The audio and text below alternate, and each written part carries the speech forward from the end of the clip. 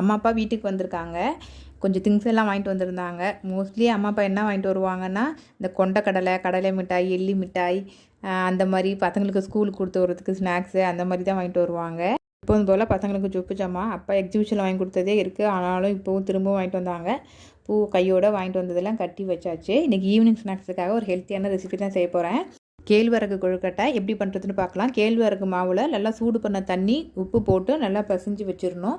அதுக்கப்புறம் தேங்காவை நல்லா வதக்கிட்டு அதில் ஒரு நெய் 2 சொட்டு விட்டு வதக்கிக்கோங்க. அப்புறம் பொட்டுக்கடலையில் கொஞ்சம் ஏலக்காய் போட்டு பொடிச்சு எடுத்து வச்சது இந்த வதக்கின தேங்காயில் வந்து வெல்லம் சேர்த்துட்டு பொடிச்ச பொட்டுக்கடலை பவுடரும் போட்டு நல்லா வதக்கிடணும். அவ்வளோதான். அதுக்கப்புறம் ஒரு பிளாஸ்டிக் கவர் அப்படி இல்லைன்னா வாழை இலை இருந்துச்சுன்னா கூட எடுத்துக்கோங்க. அதில் மாவுலெல்லாம் தின்னாக தட்டிட்டு அது உள்ளே இந்த பூரணத்தை வச்சு வேக வச்சுட்டிங்கன்னா ஆகிடும். ரொம்ப ஹெல்த்தியான கூட. ஆனால் வந்து சூடாக சாப்பிட்ணும். ஆறினா கொஞ்சம் ஹார்டாக இருக்கிற மாதிரி இருக்கும். கண்டிப்பாக ட்ரை பண்ணுங்கள். நாளைக்கு வேறு ஒரு வீடியோவில் பார்க்கலாம். பாய்.